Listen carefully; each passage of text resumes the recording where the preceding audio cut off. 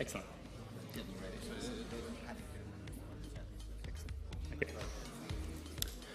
Okay, everyone. If I could get your attention, we'll get started. Sorry for the short delay there. My name's Ryan Heath. I'm the Senior EU Correspondent at Politico, and I'm moderating this afternoon's session. And the topic, as you should well know, is on the 5-generation workplace, from baby boomers to Generation Z, and how we're all going to cope with this new reality. There's a little bit of housekeeping just before we begin. The first thing to remind you of is that there will be a speaker in Japanese in this session, so get your headsets ready if you are not already fluent in Japanese. And Channel 1 is for English, and we had the other ones up on the screen before, so we'll give a reminder of that before it becomes necessary. Now, while you're all getting ready there, the other thing I want to point out is just like in the morning session, we're encouraging you to participate via Twitter and also the service WeSembly. So if you haven't already done so and you've got a device with you, get onto the OECD hotspot, go to WeSembly, and check out the different screens and postcards that are there. If you go into Amphitheater 2, you'll be able to pose questions there. I'll see them on this handy little iPad, and we will also put a poll to you in between the opening discussion and the broader panel. We'll make that switch about 3:30. So we'll be asking for your active participation there, and we really do hope that you join the debate. Now, without further ado, I want to bring up onto the stage our first discussants. So we have Joanne Jenkins, who is the CEO of AARP, which is the biggest member organization in the world, I do believe. So come on up, Joanne.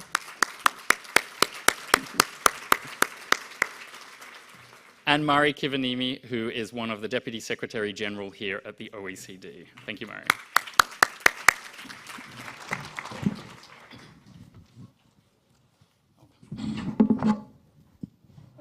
Joanne, maybe let's start with you. It's a very good day to have you here on the stage. I hear that you have a new aging readiness report out, and I was getting a bit of a briefing over lunchtime there. Do you want to run us through a few of the opportunities and a few of the, I guess, the landscape assessment that you have of what global aging is looking like and how people are going to cope with these new 100-year lives and much longer careers? Terrific. Well, thank you. Yes, we were very pleased to release our aging readiness and competitive report this morning and live with the website to be able to go through that as we partnered with FP, Foreign Policy Analytics, to do research on 12 different countries, higher income countries, and look at the issue of global aging. We also characterize these in the category of those who are leading, those who are movers, and those who are laggards. And I think one interesting point is that none of the 12 countries were leading or lagging in, across the whole spectrum to be able to do that. But I think some of the most important things that I think came out of the report is this, this whole notion that those who were leading in some areas were really layering over existing products or services that allow people to live healthier, longer in their own homes, and that it was much more individuals and NGOs who were coming up with solutions rather than governments, governmental entities looking at this. And so we're very excited. I thank you for raising that issue, and we invite people to go to the AARPinternational.org website to see that. But you also mentioned the, something that I'm very fond of talking about, the 100-year life, and how do we as societies start contemplating the idea that we might well live to be 100. The fastest growing age group is people over the age of 85, the second over the age of 100. And if we look at that broad spectrum of living 100 years, how might we redesign our life spectrum from our education system to how does work change and look like, with the idea that you might, in this new 100-year life, have 3 or 4 totally different careers, not just 3 or 4 different jobs? And how will that change the way we educate ourselves? How will that change the way employers look at us and our experience? And then how, in fact, will we look at retirement? Will we retire, or how will we rethink the idea of what we do in our post-60-plus life if, in fact, we have 40 additional years to live? And so this whole idea of how we look at 5 generations of work at AARP, we have between 4 and 5 generations working at the same time in our place of employment.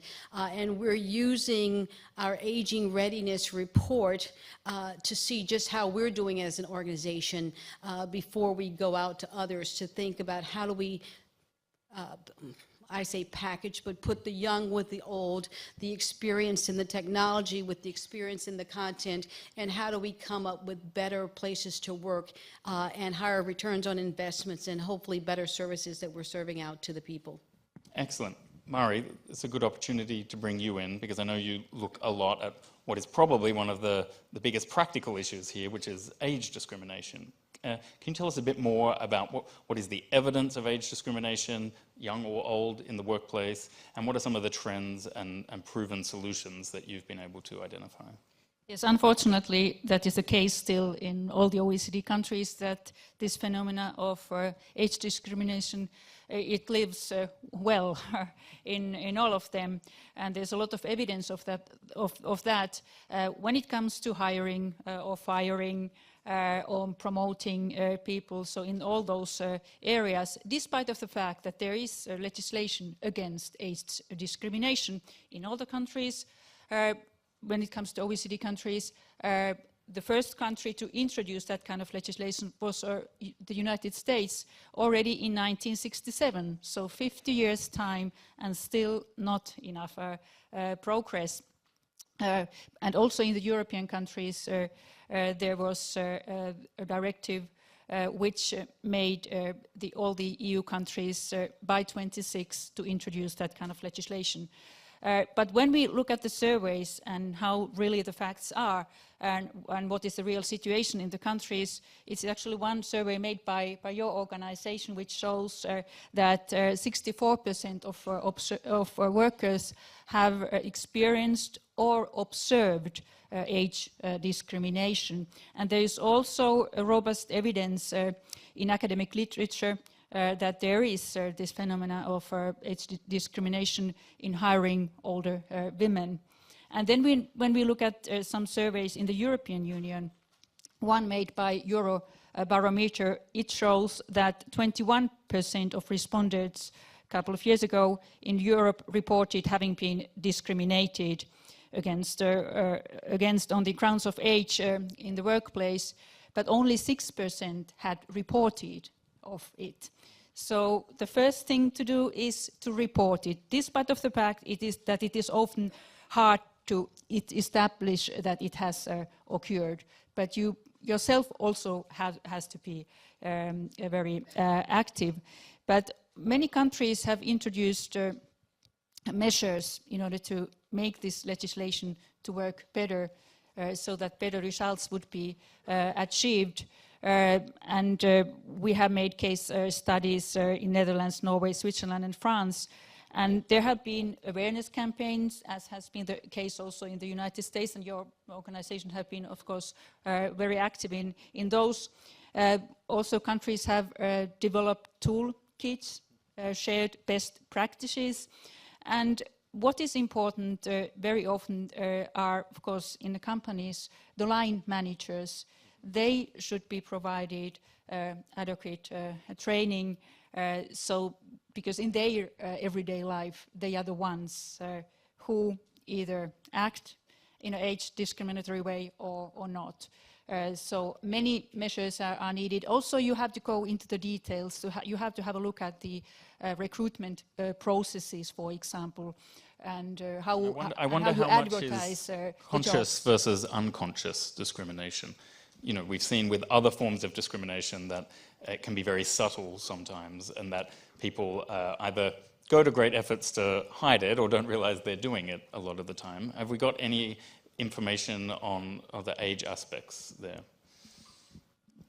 I don't have any particular survey looking specifically on that detail, but I think that when it comes to implementing really and getting results from the legislation, so all the stakeholders should be on board, and of course the social partners also play a big role, and media too, so that people are better equipped to see really what's happening and establishing it that it really is happening. Mm-hmm. And Joanne, I was yes. just going to add that we're at the beginning stages of conducting research on our own organization about whether or not we have ageist attitudes, even in an organization that is so, for 60 years, have been focused on the wants and needs of the 50 plus and doing that. But it really is around an ageist index of, do we say things that are ageist, whether against the old or against the young.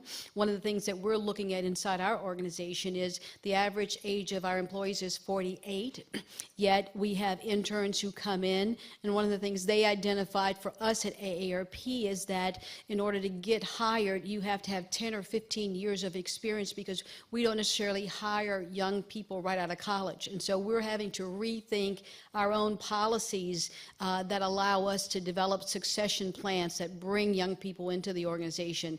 We also started piloting something called the 50-plus intern. So many people are stepping out of retirement and then wanting to come back using those skills that they may have had in a previous job and retool them. And so we had last year our first 50-plus interns who were actually coupled with our 18, 19, 20-year-olds in the workplace to be able to do that. Yes, and I think that it's important to focus all the age groups when it comes to these biases and discrimination. And really, when we look at the employment rates, there is really evidence that employment rate of young people, it goes hand in hand with the employment rate of older people. So there's a positive correlation. Not a negative one. We don't have a certain amount of work which then would be divided between younger and older. That is not how the working life functions. But also we have some surveys, this is kind of the trend in the long term, so that the employment rate of young people is high if the employment rate of older people is. But we have some surveys which show that in the short term, there can be a negative correlation, negative link between those. We have a survey from Norway and Italy where there can be seen that if the retirement age is a bit higher, then the access of young people to the labor market is not so smooth. Uh-huh. But then surely part of that is about the flexibility that we bring into the workplace. And I don't mean to have that point bogged down into the looseness of labor laws necessarily, but our willingness to consider people more working part-time, or we've certainly seen it in the rise of the gig economy, where I've had more than my fair share of 70-plus Uber drivers, for example, when I've done that. So it seems like there are ways to allow people to participate flexibly in the labor market that don't necessarily lead to wholesale legal reforms or big political controversies. What do you think we can do to have that flexibility and to create that environment that says that diversity in the workplace is a strength rather than just some kind of burden or complication? Well, I think some of the research that we've conducted really shows the similarity of wants and needs between millennials and the boomer generation. We know that millennials like to work 10 minutes from where they live. They want that flexibility of being in community. Our CEOs in the US tell us the most difficult part is that millennials like to do project-based work rather than be employed somewhere for 5 to 10 years. And so their concern is, how do they keep them active and engaged in doing work that makes them want to stay where they are? In our 50-plus work at AARP, that's exactly what our older workers tell us that they want to do. It's almost like the equivalent of taking that gap year. They've worked for 30 or 40 years. They think they want to retire. They retire. They become isolated. bored, so they want to take that 1 year off and then come back in the workplace, but perhaps do something different. I think you're going to see particularly global companies really trying to add more flexibilities of bringing older workers back into the employment picture based on their enormous amount of experience and knowledge that they bring, as well as looking at millennials and Gen Zs who are really coming in wanting to do project-based work in areas and then move on to something other, how we might team the flexibility to do that. I know at AARP, we've actually put in place phased retirement. So if you think you're going to want to retire in the next 3 to 5 years, we can phase you out over the course of 5-10 years to be able to do that so that we don't lose the value of what you've been bringing to the company. But I think there's a host of different examples you see across the world of how organizations, how companies are coming up with flexibilities in time and requirement and benefits. I know one of the things that Google does so well is they have a whole list of benefits, and you pick and choose the benefits that are the most important to you, and they put together an employment package based on what's, if you're someone with young kids and you want the flexibility of either working at home or additional kind of health insurance, child care assistance, then that would be a package that might differ from somebody who is an older worker whose kids are away from the house and the time in which you might work. That is true that flexibility is needed from the labor market, but what is also important is, of course, the education system. It has to be a very flexible tool so that you have the possibility to achieve the skills you need in the working life during your whole career. So this lifelong learning is the key word. And not only this is the message to the governments, but also to the employers. They have to play their part too. They have to participate in this re-skilling and training of their workers. It really is a win-win situation for them and for the whole society. And it starts, of course, from the early age, but then really until to the ages when you are going to retire, you have to have the possibility to retrain. And vocational education and training plays a big role, of course.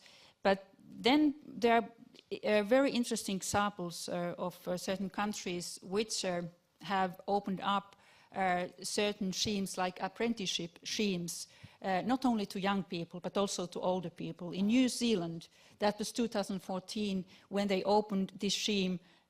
It was earlier only entitled to 16 to 21-year-old people, but now it's open for everyone. So you get the support, the mentoring, and also the financial support. And I think that is a very good concrete example of the flexibility that also the education system should have. Wonderful. Maybe, Joanne, just to finish up this session, we had a question from the audience, and it was on the point that Mari was just making. Another example, perhaps, if you have one, what can we do to help older workers retool so that their skills don't become obsolete? But I would extend that question to be any worker, because I think that if you are a 19-year-old driver today, your skill is probably going to be obsolete in 5 years. So whether you're 19 or 69 is irrelevant to that question. It's the regeneration of the skills. Well, I would say to you, in the conversations that I've had with employers really around the globe, it's this idea that we are all constantly going to have to retrain and retool ourselves.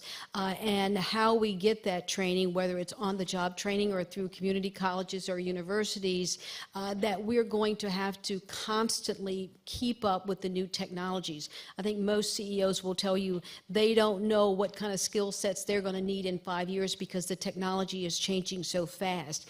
And this ability for us to think about, as Marie said, education throughout the whole spectrum of our lives is really going to take some creative thinking about how we finance education, whether or not we actually have to have a college degree by the time we're 21 or 22, or whether or not we're going to have to continue to educate ourselves throughout the course of the lifetime in order to be a productive employee, regardless of your age. One interesting fact is that the folks from Uber and Lyft, tell us that when they put their business models together, never did they envision 50 plus, 60 plus drivers. Also the case with Airbnb, that was not even a part of their business models, yet the safest drivers in the U.S. In Uber and Lyft are people who are over the age of 50, and the people who are participating more in generating new revenue in Airbnb is people over the age of 50. Sounds like we need some more 60-year-olds inventing the next Uber and the next Lyft, and they will think about it from the beginning then. Any last final thought, Murray, before we wrap up this session? No, I just actually not a lot to add, but I want to underline that when it comes to the education system, so the good basic skills are really the key, and we can see in our surveys that that is not the case in many countries. When we have a look at the 15-year-old or then the older generation, so kind of the best thing the education system can do at the early age is to teach the basic skills well. It's much easier then to build up on that when those are okay. I mean, reading, writing, also the basic digital skills, and of course mathematics. Excellent. Well, thank you both for joining us up on the stage. We'll do a bit of a set change now. I'll invite the other panelists to join us here. A round of applause.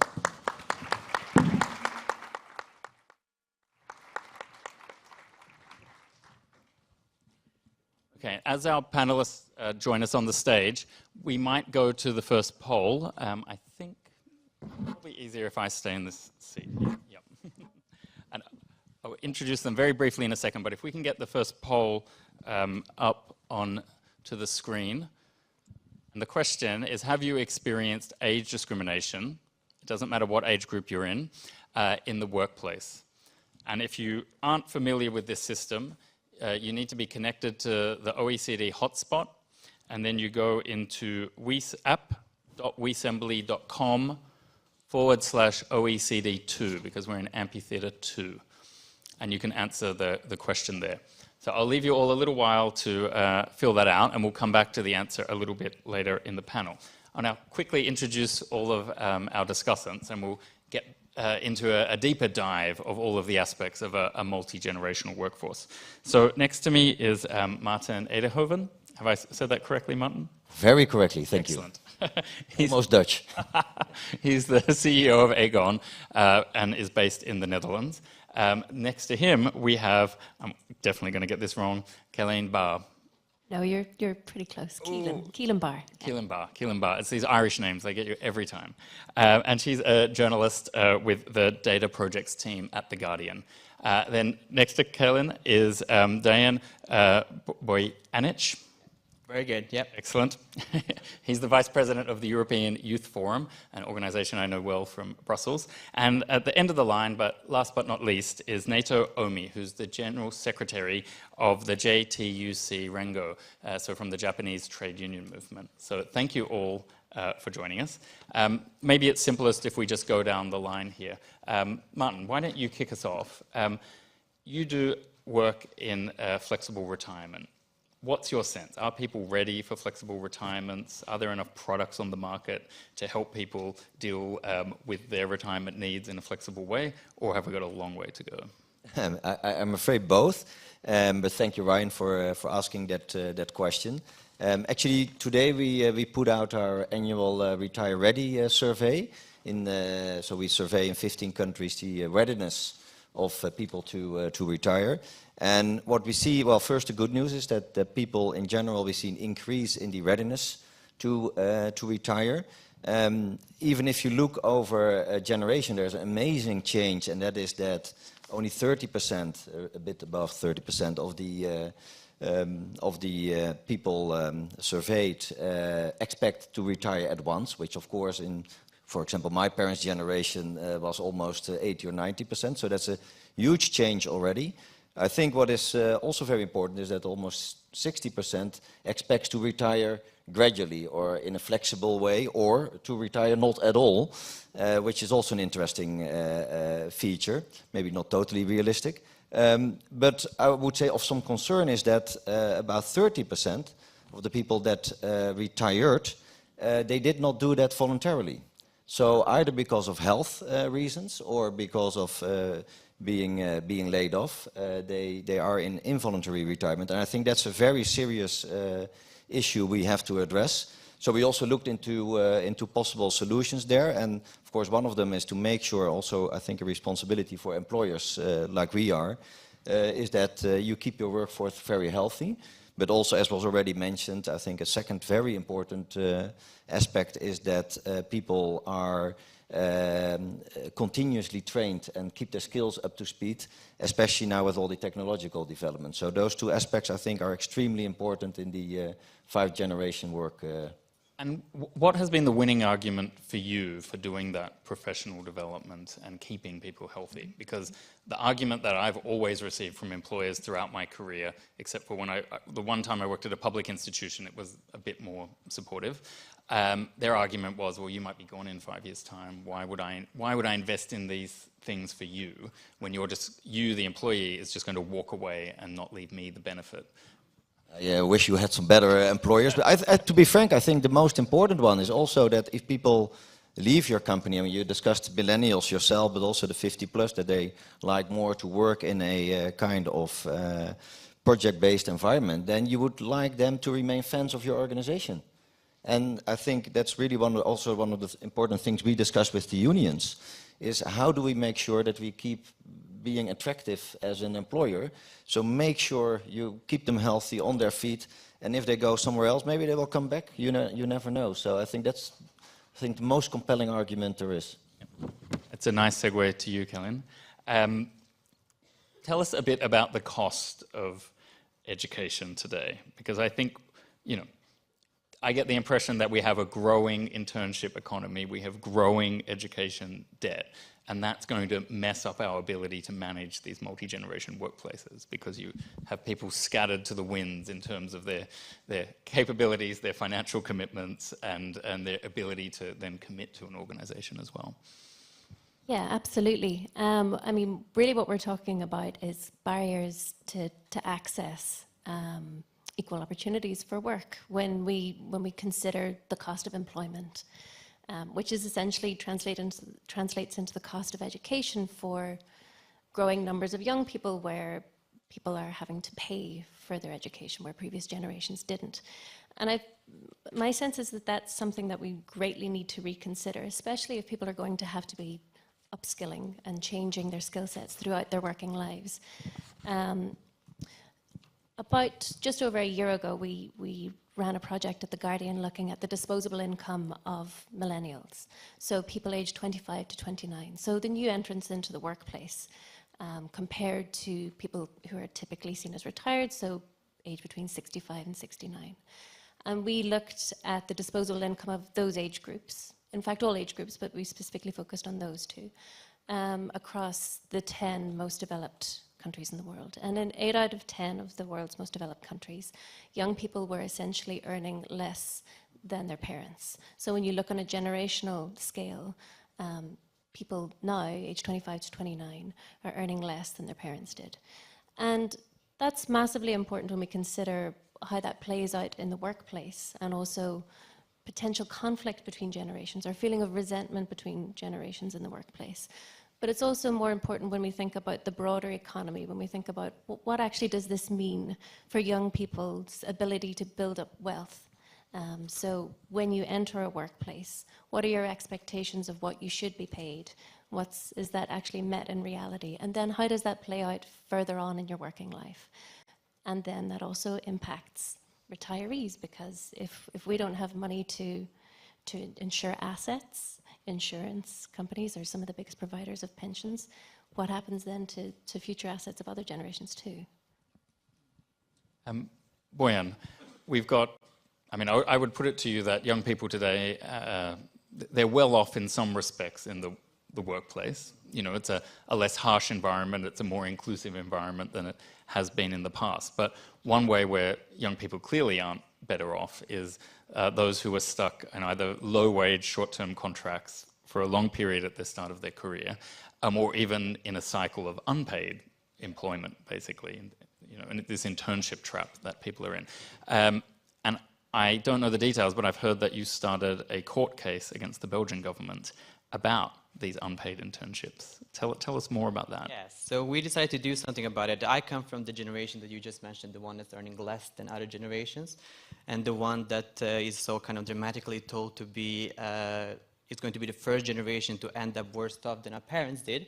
And I will argue that part of that is because of how we experience the labor market. For a lot of young people, the first contact with the labor market is to not be paid in an unpaid internship. And this is different not only from how other generations experience the labor market, but also how other generation experienced it once they were young people, because what unpaid internships are today is really that they are an excuse to kind of exploit the labor of young people without paying them. I had to go through one, and there are 4.5 million of young people, postgraduates and students, who have to complete unpaid internships in a year, or who have to complete internships every year.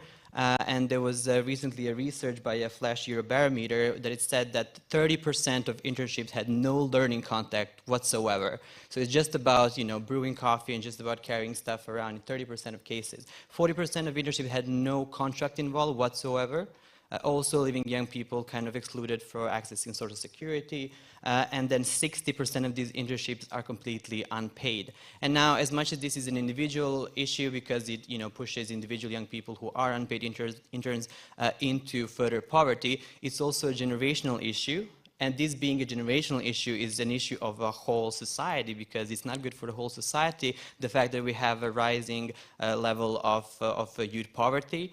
Another issue that kind of is paired up with unpaid internships is perpetuation of inequalities, because by offering, you know, unpaid internship, only as many, you know, privileged young people can take them. Only those who can afford to work without being paid can take them, which then only kind of makes inequalities higher, which makes, you know, those who have opportunities get more opportunities, and those who don't not have any at all. And then finally, without even having to argue kind of further, unpaid internships are rights violations. They're a violation of rights of young people, the right to decent work, the right to fair remuneration. They are rights violations. And so what we do in the European Youth Forum, that we started to turn into being dominantly an advocacy organization, to be also an organization which would then stand up and have a full kind of rights-based approach in our work, and stand up in legal cases for the rights of young people. We've launched a collective complaint against the government of Belgium on the issue of unpaid internship. We think that Belgium is breaking commitments of the European Social Charter. We think that Belgium is breaking the right of young people to fair remuneration, and also the right of young people and children to protection of the European Social Charter. So that's one of the steps that we've taken on, that should not be a threat or should not be something that people should be scared of, but it's something that kind of we offer as a solution for this societal problem of unpaid internships. We also do some other stuff. One of them is that we're pairing with organized groups of unpaid interns, you know, in order to create synergies, so that kind of we all act on this issue together. And we also started partnerships with businesses. So European Youth Forum developed a European Quality Charter on quality internships and apprenticeships, and then we go around different companies trying to get them to sign on to it. So we already have Adecco, Microsoft, a lot of other companies signing on to it, because that's really the only way to come to the solutions. And they've been doing that Europe-wide, or it's just a particular office that was signing up? So have you taken this beyond Brussels? Yeah, they've been doing Europe-wide as well, and we have a membership of 103 youth organizations, also national youth councils, and then they're also pushing for the quality internships on national companies as well. Okay, great. Now, before we go to our baby boomer member of the panel, I just wanted to give you a readout from the results of the poll.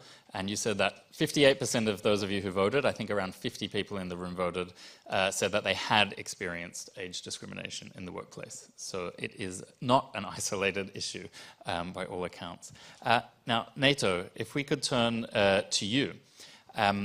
My question is whether you can tell us where you have succeeded most in integrating what you called non-standard workers into the workforce. Japan is obviously a very good example, or the leading example of a society that is going through that aging process. In fact, the population is shrinking already, I understand. So if you can tell me a bit about where you've succeeded in doing that integration and bringing older people into more opportunities in the workforce, that would be great. Thank you very much. My name is Naoto Omi. I'm the General Secretary of Rengo. I'm actually born in 1950, so I'm one of the baby boomers. What's happening in the Japanese workplace, we would like to say that the part-timers or the temporary workers in Japan, also we have dispatch workers. These are so-called the temporary contractors. This is a slightly different definitions from what's been set by the OECD. So these are the temporary workers we are trying to address. Since 1990, proportion of the temporary workers in Japan's labor market has increased. So now 40% of the labor market in Japan is occupied by these people. And because we have a lot of, or higher percentage of women occupying this 40%, and also younger people are also in this 40%.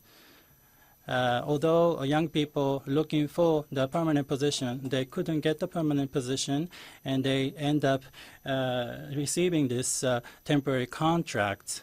And when it comes to the age workers, after 60 years, of age, they will switch to a definite contract, and then they will work for another 5 years until 65. And then we have a higher percentage of temporary contractors in Japan. So Rengo is trying to address this from the legal standpoint. In other words, when it comes to the contract renewal of the temporary workers, it goes by 1 year, every 1 year. But since the enactment of revised Labor Contract Act we saw in 2013, which allows temporary workers, after 5 years of the employment as a temporary contract worker with the same employee, are entitled to ask for permanent status. So starting April next year, this is going to be the 5th year since the enactment. We are trying to push this transition into permanent status. And we're trying to also close this inequality. And then we need to push this passage of the related legislation to address this inequality. And yesterday, we also saw this agreement on this proposed the bill by which we should be able to see the betterment of the equal pay, equal for work, namely, or improvement of this inequality in Japan. So we would like to push this transition into equal pay, equal for work, and also the transition into permanent status of the temporary workers. And those on the contract, temporary contractors, need to be accommodated by the understanding of the employers. And we also need to push this effort through the stimulation of a greater unionization rate within companies. We have members, they are organized within a company, but we also need to ask their help to recruit those temporary workers working side by side to join the union.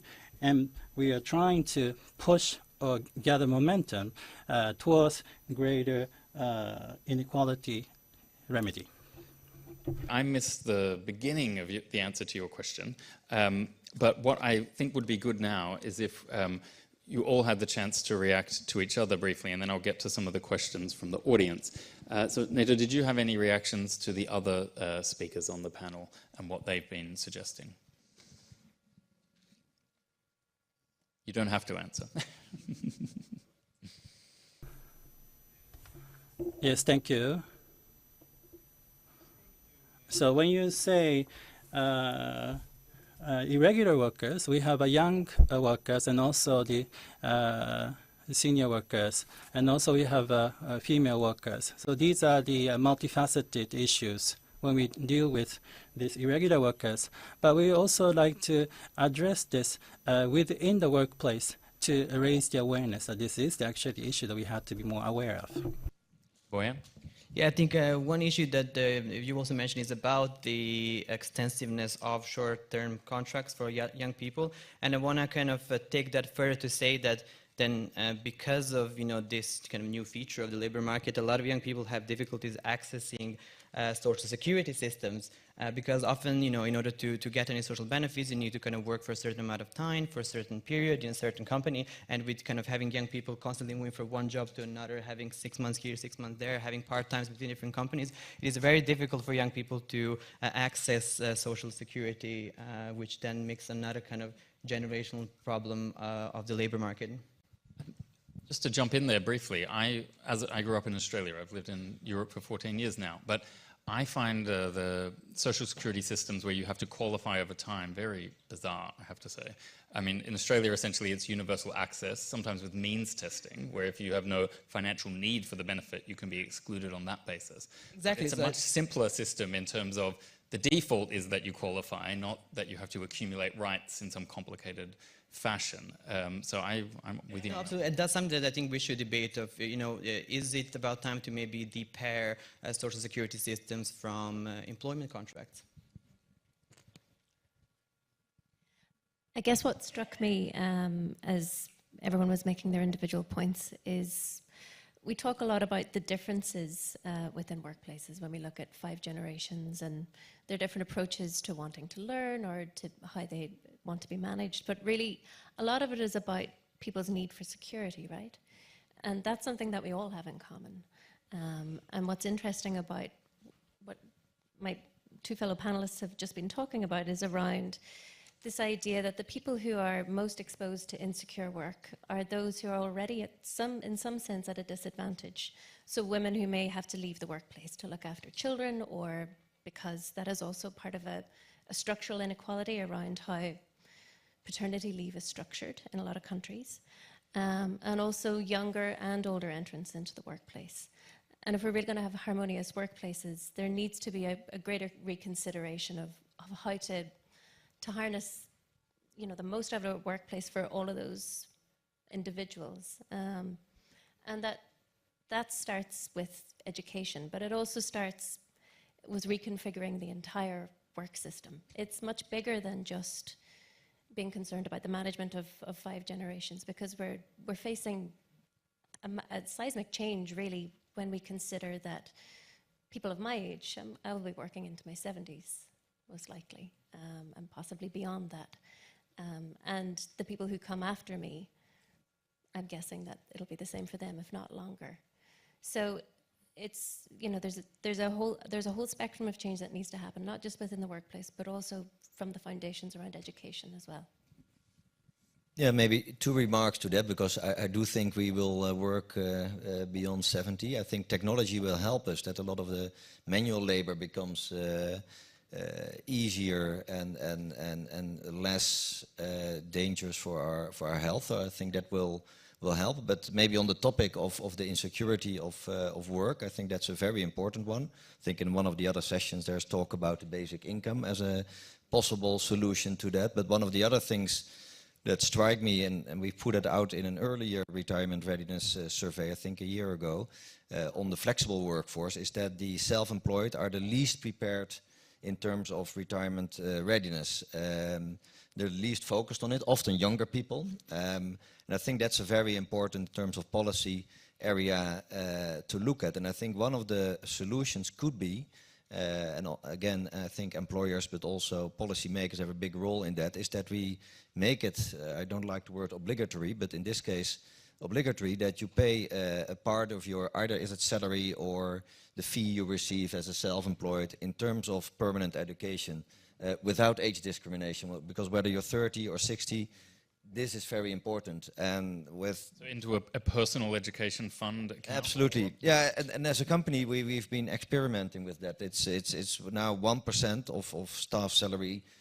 Staff can determine themselves to put it in any form of education, work-related or non-work-related. I have one guy who was doing a phenology, we're in France, phenology studies, which I think is fine, because if that's the thing he would like to do in the future, and it helps him to transition into a different, let's say, retirement phase, I think it's a great example. And so I think that's one of the areas that we should focus on in terms of permanent education and making funding available for that, regardless of age. Now, let's put you on the spot with a personal question to each of you, because one thing I notice about this topic is that it's easy to be abstract, but often these discussions get very personal very quickly, and we haven't done that yet. So let me ask you to give me two numbers: when you would like to retire and when you think you're going to stop working. Don't get hung up on the label. The question is, how long do you think you'll end up working, until what age, but when would you actually like to basically stop? I always thought of that I would die at age 86, but now one of my best friends turned 86 and I think he's pretty young. So, but I still would vote for the 86, and then I think around somewhere between 75 and 80, and that's equal to also the date I expect to stop. Okay. It's a tricky question. I can't say, okay, I'm 32. I can't say I've thought an awful lot about what age I will retire at.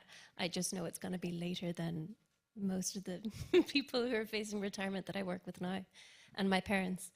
I would imagine that I won't retire until I'm into my 70s. I would be happy to retire at an age similar to parents and people who are retiring now. But I also, you know, there are other ways around retirement. It's not necessarily black and white.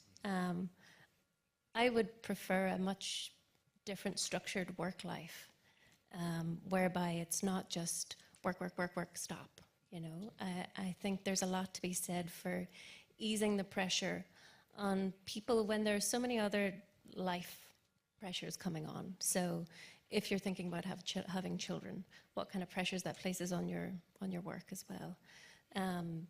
Having a less kind of, you know, linear work pattern would suit me greatly. But I also have a sense that I'm of a generation that is facing into a workplace that's changing. Maybe by the time in 10, 20 years, when there's another generation coming through, that will have changed. I was being unfair. I should have given you my answer at the beginning. I apologize. So I think I will be working into my mid-70s as well, but I'd like to be doing it in some part-time way from about 65 onwards. But I actually can't imagine just not working at a given point. I couldn't go from 5 to 0. There'd have to be some transition. It's also very unhealthy to do that. So, Yep. Boyan? I would love to be working also through mid-70s and later, but under the condition of kind of not experiencing ageism in the labor market like young people do, but also like current older people do, like older generations do, so under the condition that I am still equally paid for the work that I provide. And NATO, what do you say? You're 63 now. How much longer are you going to be at this? Yes. So I'm 63 years old, that's true, but I feel 5 years younger. So I haven't given a thought to this retirement myself. But over 40 years I've engaged in what I've been doing. And then I remember still when I started working, everything was all manual. We don't have that anymore. It's all digital, or it's done on a computer. And we can even send it to someone over the internet. Technologically, that's been a huge change. I'm sure we even more going to see more changes coming along in terms of technological advancement. As long as we can anticipate that and catch that ball, then should be all right. Now, we've got a question from the audience, from Lila, I'll get this wrong as well, I think it's Caballero Sosa, and her question is, how can we make sure women's reproductive roles and our unpaid care burden are better addressed by employers and overall policies? Feel free to jump in, whoever wants to go first. And you do not have to feel obliged to answer. No. We're going to make a man answer now. No. Which man wants to go first answering this question? well, maybe I have 3 young kids, so I think it's a very important topic, but also as a large employer. I think it should be more equal than it is right now. If I look at the Netherlands, I think we are a backward country. I think we have 2 days paternity leave, which I don't think makes sense. It's even much less than the European average. The other thing is that I do think we make advantages in terms of that becoming a mother doesn't damage the career of a woman. Maybe that's also a generation thing in between relationships. But still, I think also as an employer, we still have a way to go there. Maybe that ties back to the retirement discussion, is that we need, I like your thing about the gap year a lot, but that if you live 100 years and getting children is, of course, both for men and women, a very important topic, that in those different life events you have, there is more allowance from an employer point of view for having a gap and adjusting to that new stage of life you're in. I think that's maybe the most important thing that has to change. Any other reactions there? Yes. The question was the reproductive rights of women. Yeah, how to manage the fact that Yeah. it's only women who can give birth, So far. and that has an impact on their participation. Yeah, well, we have joint responsibility. You know, a lot of the focus around, is around maternity leave. But I think, yeah, absolutely, kind of more equal distribution in the access to leave for men and women is huge. But when we're considering a much longer working life, to me, there would be something a lot more attractive as an employee, knowing that it's not just what I can give to the company in terms of what I can create as an employee for the company that is considered, but it's my role as a citizen more broadly. And that also comes into having children and raising a family. I feel like because we're considering much longer working lives, that needs to be considered as well. It's not, because when we're talking about reconfiguring the workplace, it's not just about work, it's about social stability more broadly. And if we want people to be able to have families and have constructive relationships, then there needs to be the ability to have equal access. And if we want to be cared for via taxes or other people when we're older, we're going to need some young people to do it. One question I wanted to throw out to all of you now. It's in the research that I've done, I wrote a book on intergenerational conflict about 10 years ago. And I think I made the mistake of making the issues a little bit too black and white in that book, but certainly the people I interviewed felt them in black and white terms as well.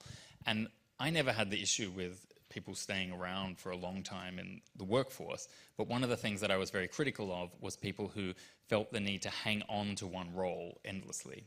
You know, whether it is the newsreader who does the same job for 35 years or whoever. You know, I was an advocate for people switching around their careers, switching around their roles, and not feeling this kind of, what you might term alpha behavior of needing to move up a hierarchy and only go in one direction in that hierarchy. And as we get into these multi-generational workforces, I feel like that's going to be one of the really critical issues, is how to get used to the idea that a younger person might be your boss, or how to get used to the idea that your career might zigzag in lots of directions and that that's okay. You know, as long as you're not being discriminated against, it's not a bad thing if you're moving your career forward at different paces and in different ways at different times. Have you ever come across that in your own careers or your own workforces? And how do you think we might manage those sort of conflicts? You know, kind of, because at the end of the day, it's not just laws that will manage these tensions. We'll have to have some actual personal interactions as well.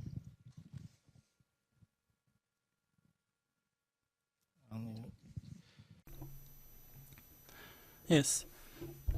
In Japan, we have a seniority system still that exists in a workplace.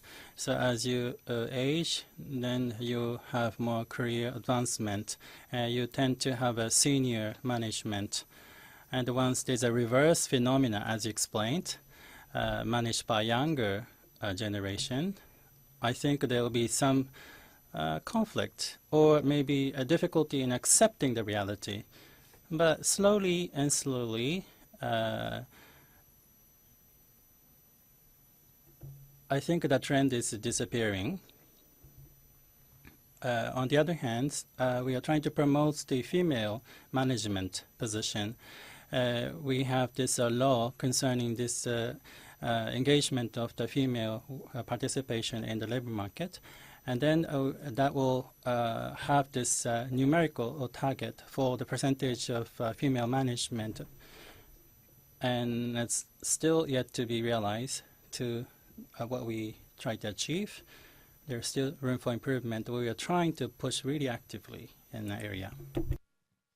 Yeah, maybe I can allude to that. I think the system you described, we had that till, I would say, 20, 30 years ago in the Netherlands. And that changed very rapidly. So I can, at the moment, it's not an issue anymore. Come to think of it, I'm just appointed as the chairman of the Dutch board, and I'm the youngest one of that board. So maybe I'm a practical example of that. I will ask my colleagues on Thursday when I see them how they experience that. But I think that is, at least in the Netherlands and perhaps Western Europe, less of an issue. But then the interesting thing is you move on towards other areas of inclusion of perhaps people in the workforce based on gender or background that are less included. So the job is not over, it just started. But this one, I think, age in that sense is getting less of an issue. Also, I would say with the new, and that I think is a very interesting thought, with the rapid advance and the exponential growth of new technologies, you actually see that a lot of youngsters are digital natives, are more experienced in that. And with introducing the new agile work methods, we see that we have to pay a lot of attention and effort into getting the older workforce who's maybe more used to hierarchical structures, getting used to this rapid development type of work, which is one, I think that will cause, in your terms, that might cause, come to think of it, quite some conflict. And how to manage that transition, I think will be a very important one for especially older established companies, not for the new tech startups, but for the new, let's say, for the older established companies. I think that from the perspective of young people, maybe this is something that we've kind of this is the labor market that we're starting to get to know, a labor market where things are kind of very flexible, very fluid, where there's fast-paced changes. So I think that it is maybe easier for younger generations. Although we do still experience heavily this kind of power misbalance between different generations at the workplace, where young people often, just because we are young, we are perceived of having less experience or less knowledge. So it is definitely something that we struggle with, but as it seems that the trend is that it's going to be more and more of flexibility at the workplace. I wonder then if the next challenge is actually how, or what your perspective is on what different generations can teach each other in the workplace. I certainly know that I think I skipped a few basic learnings in the workplace, and I feel like I've listened enough from my older peers in the meantime. I've been around the office 20 years now, but I do feel like I was so eager to just like race forward that I skipped a few basic things, and I definitely see it in some of my younger colleagues today, where I'm like, okay, slow down, there are some things you need to learn. And I also see older colleagues struggling to cope with some of the new just platforms and incessant communication channels that young people seem to sort of take to so easily, like they're fish swimming, basically. But what are some examples that you've come across of one generation teaching another something in the workplace? And do you think there are broader lessons from that experience? Absolutely. We both work in the same industry. We're both journalists, and something that is traditional within journalism is having a mentor, essentially, when you come into a newsroom. And there used to be a lot more structures in place in newsrooms and in workplaces more broadly for people to go through mentorship programs.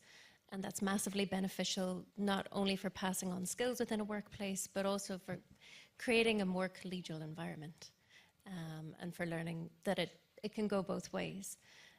Within my organization now, when you look at where a lot of the change is coming from, it's coming from the people who are on the digital development side. So the people who are creating the internal tools for our content, for the Guardian's content to be put out there.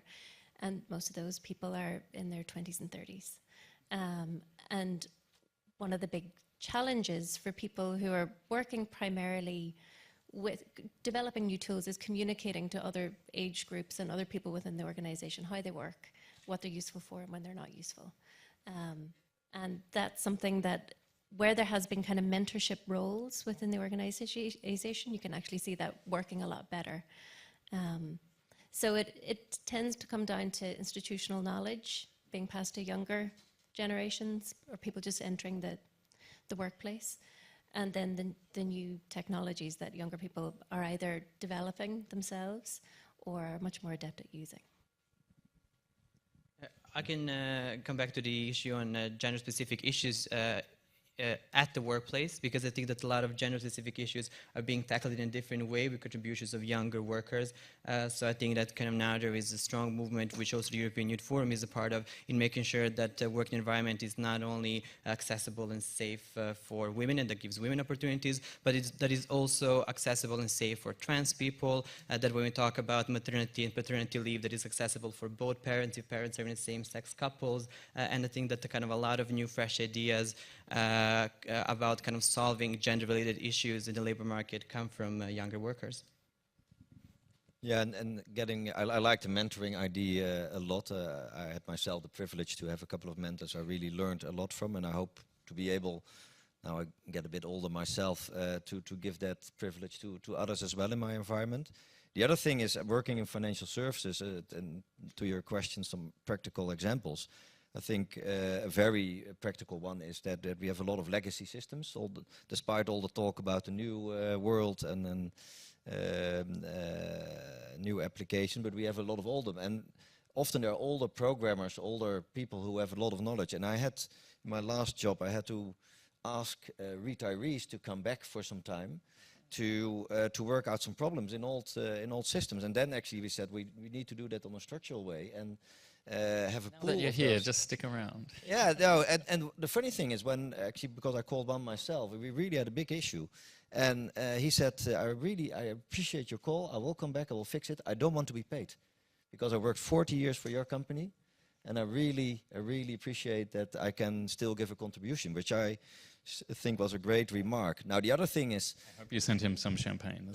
we went out for a great dinner, and we solved that in another way, but just to give a very practical example. And I think the other thing I'm thinking of more now is I have some discussion with really younger entrants to the workforce who entered the workforce after the financial crisis of 2008. And 2008 is already almost 10 years ago. So who still has in mind, who knows the word of bubbles, internet bubbles, and what to do if another financial crisis hits? I think that will be another thing where the generations can learn from each other. I think we have if we have 5 generations in the workforce, I think that's one of the exciting things, that we can learn so much from each other, and we need to make sure that we appreciate that. I think that's what is ahead of us. Very good. NATO. 日本の職場では So in Japan, there is a good mentoringship. The older ones are actually the teacher. And corporate culture still is prevalent. And as the workplace becomes going digital, and everyone's looking at their screen and becoming inhuman, meaning that the connection among peers is a bit of a problem. We have also strong solidarity among members. It's too strong. That means that after 5, hitting the pub is still, we call it communication, is still well practiced. But the young people kind of unwilling to do that, although their boss wants to invite them. And that is probably one of the indication of that change of mentality among generations at workplace. But I think we need to do something to stir noise so that they're able to get more excited about this solidarity, among peers.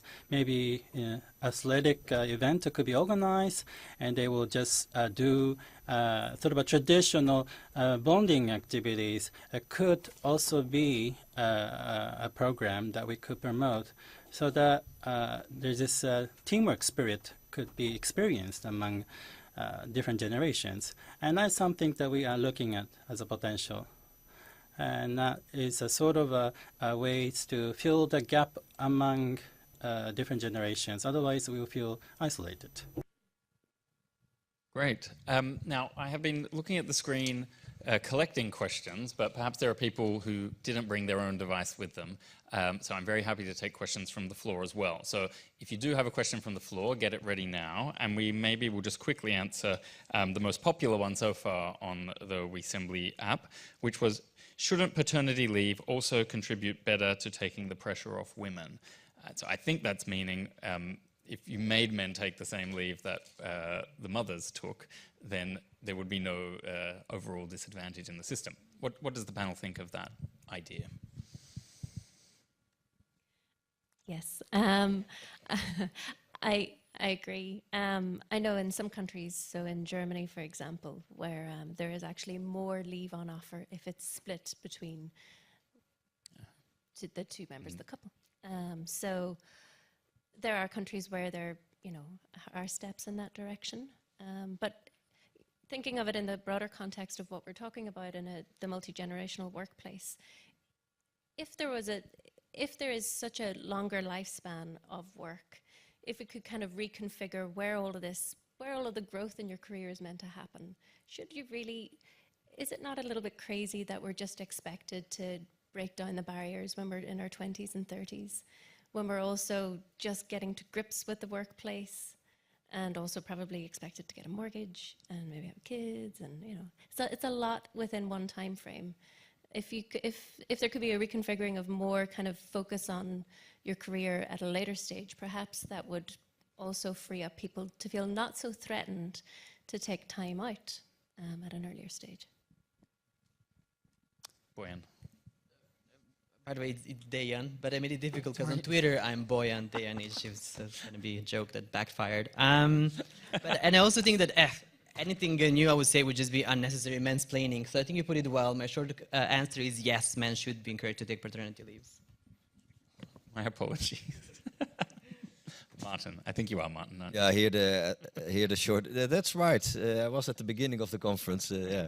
No, I think the short and long answer, by the way, is also yes. And actually, I had that discussion with my wife when we had our 3 children, and we also said that we could very easily change that pattern. I think it's really an endeavor you go about together. And I think, talking especially for the Netherlands, I think we have to step up in terms of policy and making this a more equal opportunity.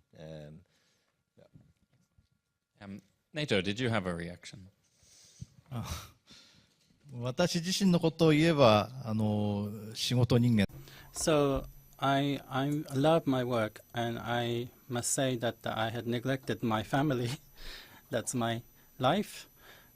But I think coming generation can follow suit. There has to be some kind of a work-life balance, which has been the biggest talk of the town right now in Japan. And according to the OECD surveys, the father's participation into household activities it's been ranked really low. So we need to promote that, which is a positive things. And then and also the parental paternity leaves also needs to be promoted, and so that the work-life balance is going to be established among men and women. I think if I have one observation so far out of the panel discussion, it's that we can't really avoid this, I think the favored word at the moment is intersectionality, for the fact that there's an overlap of a series of issues, that you can't just isolate age from other barriers that might exist in the workplace. So that's just a takeaway that I've got so far. Who has a question from the floor? Excellent.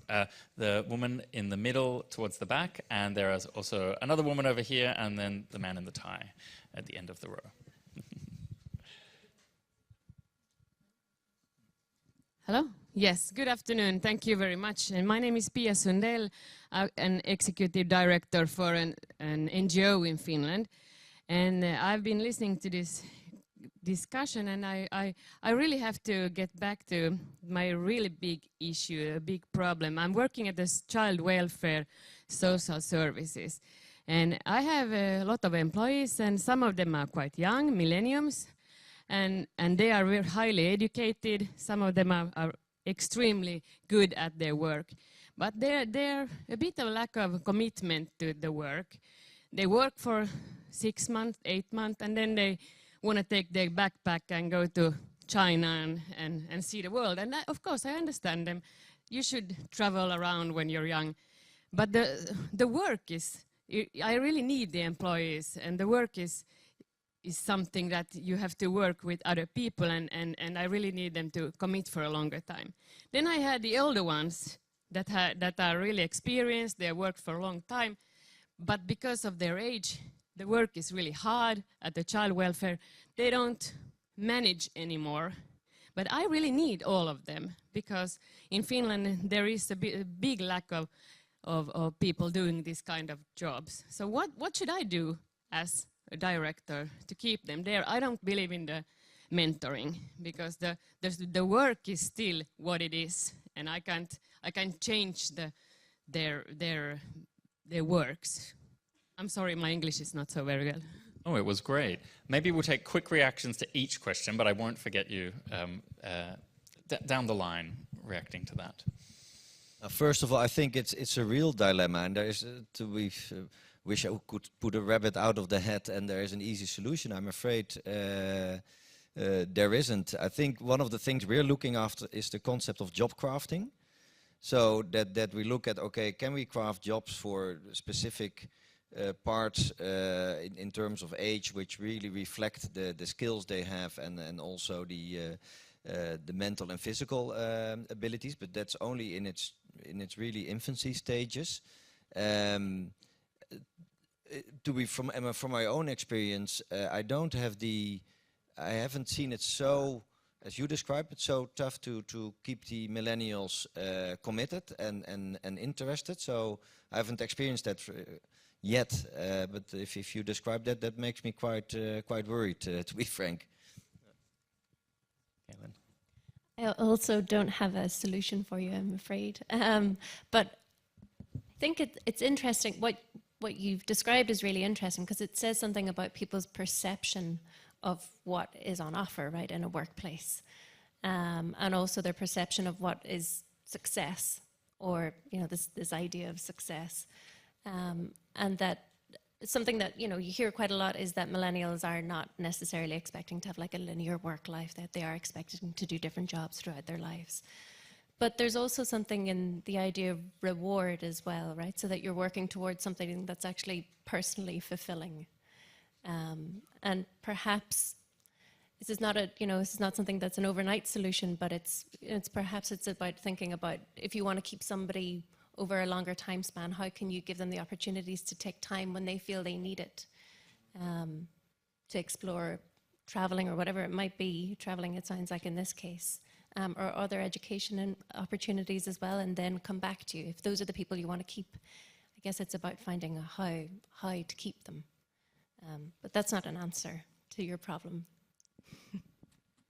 Yeah, I mean, I would say that it could be an issue, not necessarily that it is for every young person or every older person, but it could be an issue. And I would say that maybe one way to go about it is to include more the younger people and the older people in designing of the programs, in kind of saying, okay, we now all have the same goal, what we want to do with our company. How can kind of each of you, what do you think, what are your ways of reaching that goal? Because I think there might be need for a lot of workplace to change the way things are done. And one way to do it is to include the younger and the older people in designing of the programs. And then another thing is the thing that also there are a lot of regulations in the labor market which employers can sometimes misuse to then act discriminatory towards young people, which then young people would kind of react by kind of walking away. So if your kind of country, has a set youth minimum wage below the minimum wage, do not use that. If your country kind of only allows young people to access Social Security after they're 25, make sure that you're kind of bigger than that, and make sure the young people are supported, have a good security, and have the reason to stay in a company.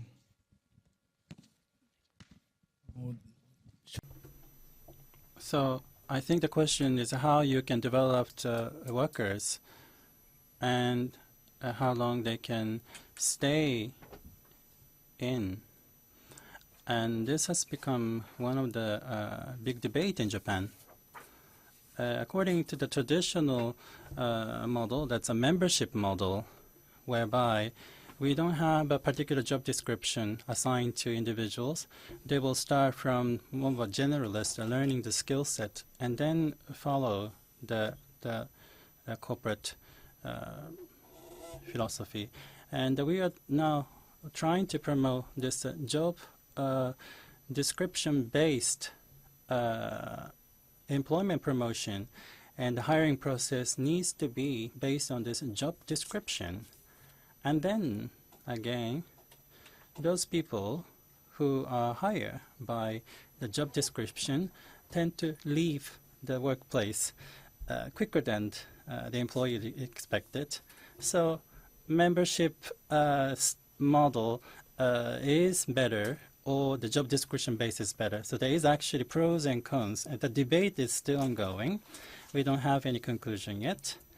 But I think a worker needs to be exposed to as wide experience, a variety of tasks as possible to gain more experience. Thank you, Nato. The woman here, we've got a microphone coming to you just now. Thank you. Maria Slowey, Dublin City University. Just a quick observation and then a question. The observation is a survey in Ireland just undertaken 3 years ago of employers. They were asked, at what age do you think workers are older? 52. Okay. So I hope other countries may have a better result than that, and it's something we're working on at the moment. But I'd like to actually address the topic that in different ways I think all panelists referred to, which is continuing education and updating and retraining. This organization, OECD, I think for about 40 years ago, promulgated the idea of recurrent education, that people would move in and out flexibly, education, training, childcare, community engagement and the like. The recent survey results from PIAC, the Programme for International Assessment of Adult Competencies, which is another OECD report, it assesses competencies of the age group 16 to 64. If there's somebody here from OECD, I hope the next survey will go beyond 64. But what that survey actually shows is that in many countries, there's a decline in public investment in lifelong learning, an increase in private investment, including with some employers.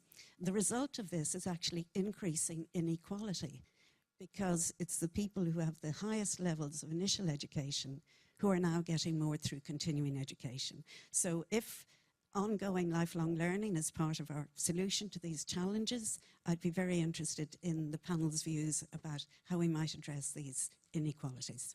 Thank you. And I might cheekily add on to that. I think we've gotten to the point where we assume that high school education is something that should be covered publicly. Like, that's an accepted idea worldwide. I wonder if we actually need to change the level of education that we think should just be the given of public provision. The gentleman here, I might bundle the questions together to make sure we get through it all before 4:30. Thank you. Jānis Dombrovs, member of Latvian Parliament. And I think one of the questions very many countries neglect is that you can perform better solution to family benefits to counter the aging problem. For example, our country experienced very low fertility rates, 1.1, and we changed our demography program. We started to introduce 2 years maternity leave for both parents. They could choose for 2 years, they get paid a decent amount of money. As well, afterwards, they receive opportunity to get their children in this kindergartens for free. And right now, our fertility rates have grown to approximately 1.8 level during 4 years. So for many countries, that would be a solution to this aging problem. And at the same time, I wanted to respond to the comments about that youth is in poverty in comparison to previous generations. In Eastern Europe, I think it's completely different. The youth is the rich one, and the older population is the poor one. And I think one of the important things that we are doing is that starting from age of 15 or 14, children can start to work. During summers, they get paid. And the most important thing is that they understand how to work. They understand what is real work. And for example, I myself also, I started to work at construction at the age of 15. During summer, I understood that this isn't my field. A year later, I started to work at information technology company. And a few years later, I established my own company. So I think this is a path that Western countries should also consider. Thank you very much. If we could get a round of reactions and then we'll wrap it up. We're going to stick to time so that you are free to move on to the next session. Martin, let's start with you. Yeah, maybe to the gentleman's remark. I worked for quite a while in Central and Eastern Europe, and I fully agree with your assessment that there it's the inverse in terms of income generation capabilities. Being the elder generation having more difficulties in generating income, and the youngsters doing very well. I lived in Czech Republic for a long time, and 1% unemployment by now, and youngsters having big chances. The older ones having really issues transforming from the old system to the new system. So I think that's a very important remark. I think for the Netherlands, it's a combination of both immigration and higher the number of children per woman in terms of the replacement rate, which is really important.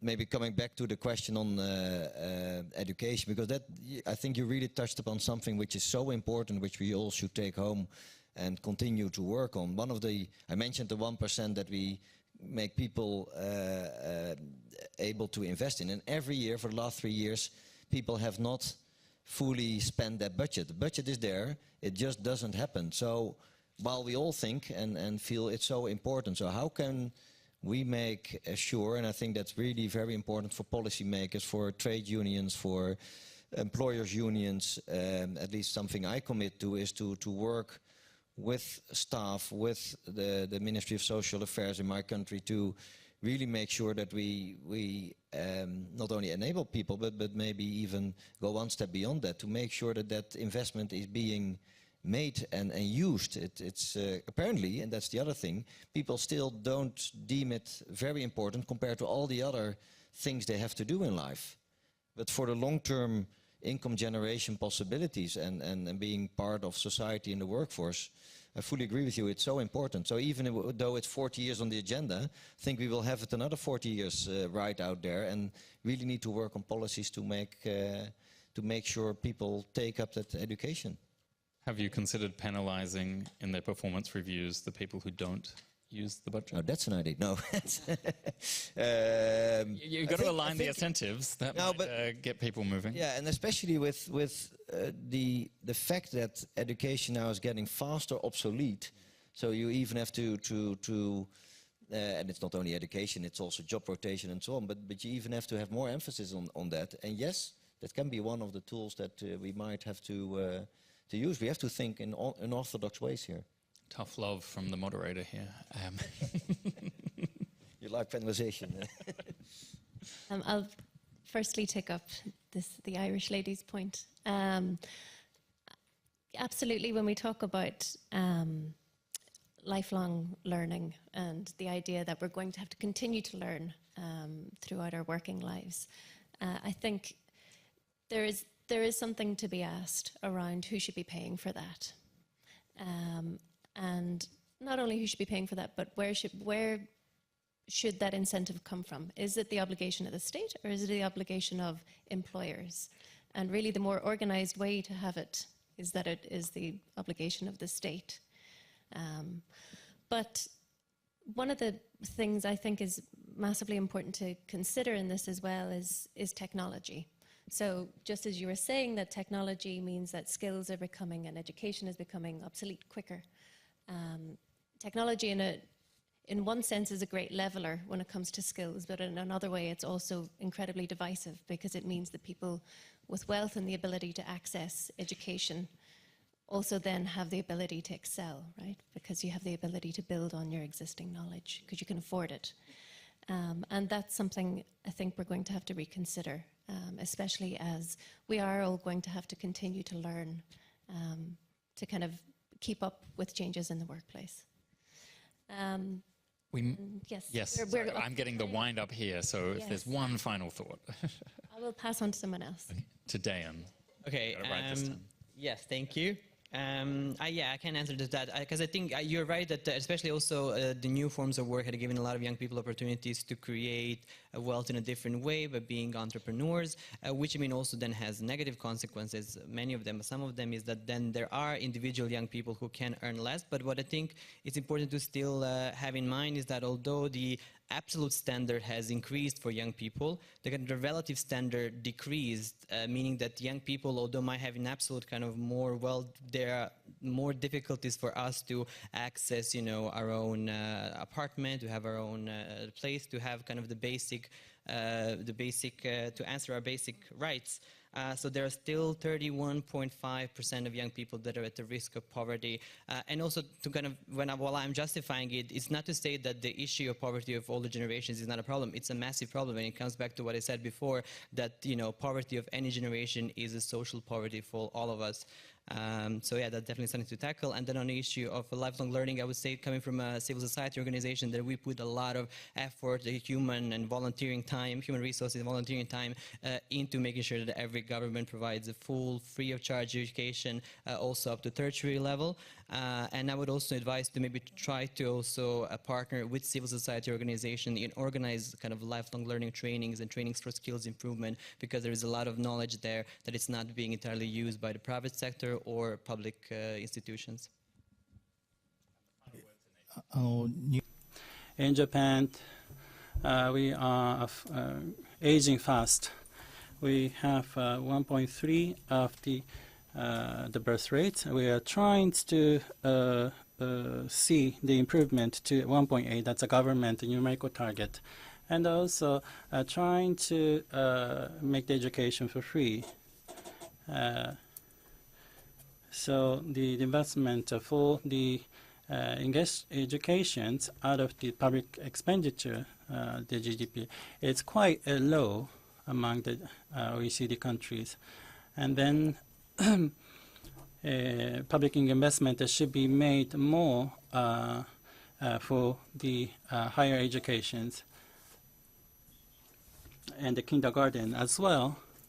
And if we can achieve that, we should be able to see people more interested in having family. And I agree with that, the government line of proposal. Thank you very much to all of our panelists, and thank you, of course, to all of you in the audience for your questions and your contributions. Hopefully, we're going to get you on time away to your next session now. Thank you, all of you, for discussing a multi-generational workplace. We're going to be stuck with the issue for a long time to come, so I hope we've left you with some useful thoughts. Thank you. Thank you.